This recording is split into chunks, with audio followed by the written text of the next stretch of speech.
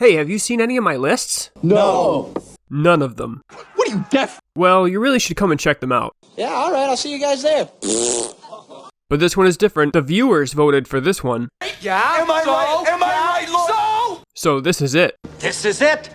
This is definitely it. This is the top 10 best Black Series figures as voted by you. Not me! Let's check them out. Welcome to CKC, I'm Matt, and if you like Star Wars and Star Wars collecting, you're in the right place. Hit subscribe, like this video, and hold on to your butts. So here we are. We've done a ton of Black Series lists. We've done the top 10 most expensive figures, the most expensive figures part 2, the top 10 most valuable releases, the top 10 most valuable releases part 2. We've done the most worthless, and we've done the most worthless part 2. We've done the most shocking prices, all of which are linked in the description in case you want to check them out. And we've done the top 10 figures missing from the Black Series, also linked in the description, a few of which I nailed on the head, in particular the Return of the Jedi Boba Fett, which could mean one of several things. 1, I'm an excellent guesser and should play the lottery. 2, some were fairly obvious, which might be the case. However, I did nail every aspect of the new Boba Fett. Or 3, and my personal favorite, that Hasbro is so clueless and out of touch with what collectors actually want that they've turned to YouTube figure videos and wish lists for ideas. And I, for one, welcome them with open arms. Because if they watch my channel, they might be able to identify what the hell they're doing wrong and then end up fixing it. So Hasbro, Welcome aboard. please have your pen and paper ready. Which also reminds me that because the voting for the best Black Series figures went so well, I'm taking votes for a new list. It's the top 10 missing Black Series figures part 2. So please vote in the comments of this video of who you want to see made into a Black Series figure, but please keep it under 5 characters. I can't take everyone's top 10 because it would just be way too much, but please tell me who you think is missing from the Black Series in the comments, and please keep it 5 or under. Thanks, guys. So for the best Black Series figures, we had over 300 votes. We had 103 different figures who were voted for. That's 103 different figures received at least 1 vote, including Constable Zuvio, who actually got more than 1, surprisingly. And maybe even more surprisingly, the original release Black Series Revenge of the Sith Anakin and the Black Series Archive Collection figure received a total of 1 vote combined. Also, I thought Bosk would get more votes. However, he is an older figure, so I don't think that the newer collectors actually knew how good of a figure he was when he did come out. So I didn't fudge these numbers, and I didn't vote, so this is just how the voting turned out. But I do want to thank everyone who voted. I really appreciate it. I really appreciate you participating in it, and I wouldn't have been able to do this list without you. But first, honorable mentions. The Amazon exclusive Emperor Palpatine on his throne. Were you angry with the first Black Series Palpatine from the Blue Line? Give in to your anger. That original Palps was a hated figure for a long time. Your hate has made you powerful. But Palps, how do you think Hasbro did on this new one?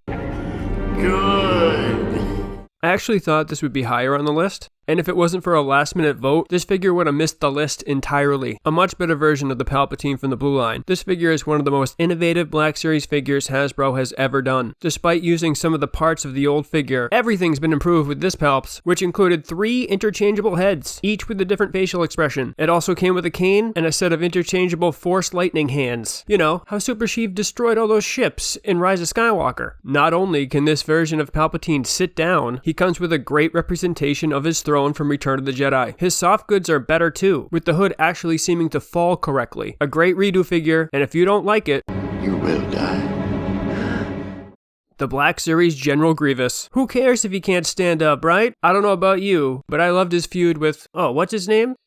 General Kenobi. The first official deluxe figure, Hasbro actually did some innovative things to try and get him right. For the price of some articulation, his 2 arms can be split into 4 arms, and each can hold one of the included lightsabers, like he did in his final battle scene with Obi-Wan. A lightsaber battle which, looking back, would be impossible for Obi-Wan to win with a single lightsaber. But there were problems. What did I say when I first saw this figure? You're shorter than I expected.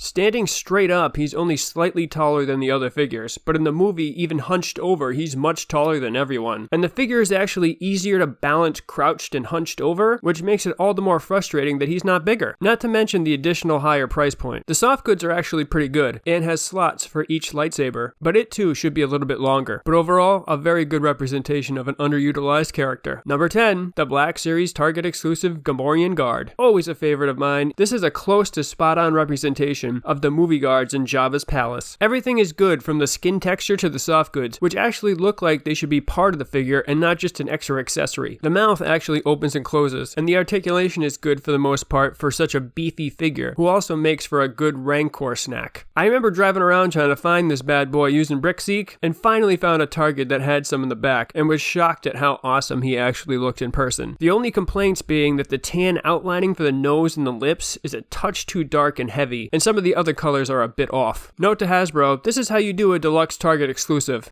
Not Moloch. Number 9, the Black Series San Diego Comic-Con 2019 Boba Fett exclusive. The number 1, if I was making the list. Some might see this as just another Black Series Boba Fett that I have to buy, but to me, it's a work of art. And no, it's not just another Black Series Boba Fett. All of these are. But this one is different. In an homage to the vintage Kenner figures from the 80s, Hasbro painted this Boba Fett in the same color scheme as its vintage figure. An idea that Hot Toys then bit and did the same thing. For anyone old enough to have seen those Kenner figures, the nostalgic value is through the roof. Especially me, whose Boba Fett was played with so much that his head fell off. The packaging was awesome too, because a figure like this needs not only a card, but a rainbow reflective one, like the X-Wing Luke exclusive from the 2017 Star Wars Celebration. One of my favorite figures for sure, and I can't wait to be charged an extra $10 for the next Boba Fett just because it's a new mold. Thanks, Hasbro. Hey there, friend. Do you like this video? You like what you see? Well, I have more content just like it. And if you don't like it, I have more content that's not like it. So how about you help both of us out and hit that subscribe button and hit that like button for this video. I got more great content on the way. Right, Frank? There's more coming. Number 8, the Black Series Darth Maul. Why the hell would they kill them off at the end of Phantom Menace? He was the best thing about that movie. And yes, I know, he's not dead, but we didn't know that back then. And it eliminated him from being in the rest of the prequel trilogy. Anyway, who likes plastic capes attached to the head? Yeah, nobody. But at least he had an interchangeable head, the first figure to do so. At last we will reveal ourselves to the Jedi. Not if your head's attached to your hood, you won't. Always a fan favorite, the original Maul figure was actually a very good likeness, and was expensive on the aftermarket until it was re-released in the second wave of the Archive collection. They didn't change much about the figure, only using photoreal tech for the faces and giving him some new paint apps. The Archive version was also released as a Star Wars Celebration exclusive, along with young Obi-Wan on the vintage Episode 1 cards from the 3.75-inch figures that were released when the movie came out. Lack of a soft good cape aside, he's still a great figure. Number 7, the Black Series Best Buy exclusive Heavy Infantry Mandalorian. I know what you were thinking when you saw this figure come out. I gotta get one of those. Yes, you do, because this one is pretty awesome. Hasbro had this ready to go right after his appearance in The Mandalorian, which is a far step away from the approach they had to Baby Yoda. But there really isn't many negative things you can say about this one. The weathering, especially on the mismatched yellow parts of his armor, and the unique removable jetpack look amazing, along with the molded pouches. His heavy blaster cannon not only can be held by the figure exceptionally well, it connects to the jetpack just like the flamethrower on his left hand. Hasbro pretty much nailed this one, and you gotta give him credit where credit's due. Good work. Number 6, the Black Series Dengar. I was surprised to see Dengar on here because he sat around for a long time at $20 and seemed forgotten about until there weren't many available anymore and his price skyrocketed. Despite human faces being one of Hasbro's major bugaboos, it's really the facial likeness that makes this figure one of the best. Hasbro was able to use the photoreal tech to make his face spot on, nailing the scars across his face. His old Stormtrooper armor looks great, with added silver to give it a chipped effect that really works. His backpack is spot on too. They must have spent a long time getting this one right. And even though he's a bigger figure, it doesn't really take away from his articulation. He's really an underrated gem. Number 5, the Black Series Clone Commander Bly. Known for killing Alia Sakura, or however you say it, in Revenge of the Sith after running with her in the Clone Wars, Bly is the unique clone trooper who has the rangefinder that flips up and down over his eyes, and people went crazy for him when they saw that he was going to be released. But what did Hasbro do? They effed up the helmet by painting it yellow, where it should be the tannish color, on a significant amount of figures. However, they did correct it later. But I've yet to see a corrected one in person though. Most of Bly's the basic clone trooper sculpt Hasbro uses, however he does have some uniqueness to him. He has some new pauldrons and ammo pouches that go over his shoulder, along with a cloth goods comma around his back. Hasbro clone troopers are always good, and Bly is no different. Number 4, the Black Series Count Dooku. I've been looking forward to this. Noticeably absent from the Black Series line for a long time, it was a blessing in disguise that this Jar Jar replacement wasn't made earlier, because the likeness to Christopher Lee by using the photoreal technology is spot on. And on top of that, we've been lacking some good figures from the prequel, especially villains. Palpatine. The color scheme for the figure is very simple, just different shades of browns, but surprisingly can still be screwed up. Not by Hasbro, who did an excellent job not only getting the colors right, but making Dooku appear regal with them, but by HS Figuarts. Check this out. This is a comparison that I saw the Foosh make between the two figures. Now which one looks better? Yup, Hasbro's cheaper figure. It's really amazing. He also comes with an extra lightsaber blade that gives the illusion of movement, which is a serious plus. And it's also still moderately priced. If you don't have one, you should go and pick one up. Number 3, the Black Series Mandalorian. Despite being slightly updated with the Beskar version, the regular Mandalorian still received a ton of votes, with the carbonized version scoring a few as well. And I guess the votes for the first edition Mandalorian would probably count here too. It was probably the hottest Star Wars commodity since its initial release on Triple Force Friday, until Hasbro dropped a Beskar version. But both of them are some of Hasbro's best work. He looks amazingly similar to how he looks in the show, with battle damage spots in his armor that look realistic. He can also carry both weapons at the same time, which is a plus, and he also has great articulation, so it's easy to find those natural looking positions. Maybe the only complaint being that they should have used a soft goods cape, but would that really have made him that better? I don't know. Just some great work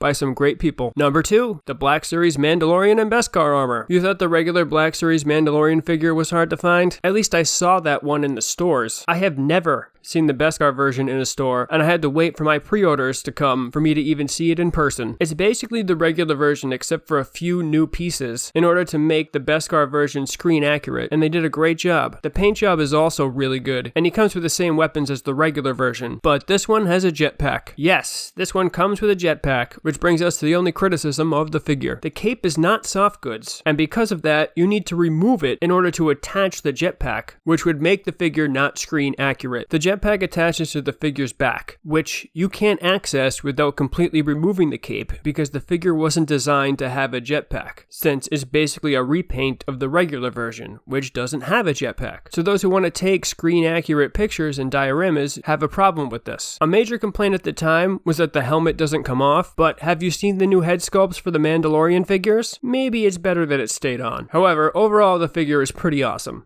Number 1. I bet you can guess what it is. That's right, it's the scared to death Ben Mendelsohn Luke. No, it's the Black Series Captain Rex, the regular Black Series release one, which is a slight improvement over the HasCon exclusive. The fact that Hasbro completely goofed his case assortment turned out to be a good thing for collectors, because if it was possible to find him in the wild, which it wasn't, resulting in the cases being sold at retail instead of being sold to discount stores, this figure would be well over $100 instead of the $60 that it is today. His likeness to Tamora Morrison is spot on, which also means his helmet comes off. Speaking of his helmet, it looks awesome. They did an awesome job creating a helmet for him, all the way down to the counting marks on the side. The Clone Trooper sculpt is slightly modified for him too, which also includes a soft goods comma, which looks natural. The paint job and the weathering really take this figure over the top, which successfully make him look like he's been in a battle or two. They not only weathered the blue, but they weathered the white parts as well, something they strangely didn't do for the new Clone Trooper exclusive for Walgreens. But overall, Rex rightfully sits atop the top 10 best Black Series figures ever. So I hope you enjoyed the list. What do you guys think? Was anyone snubbed? Did anyone make the list that shouldn't have? Also, keep in mind that I just tallied the votes here. I didn't create the list. And thank you so much for voting, everyone who did. I really appreciate your participation. I wouldn't be able to do it without you. Also, please don't forget to vote for the Star Wars character you most want to see in the Black Series line. You can vote in the comments of this video, but please keep it 5 or under. And also, thank you so much for watching. Please don't forget to like and subscribe, and happy hunting out there.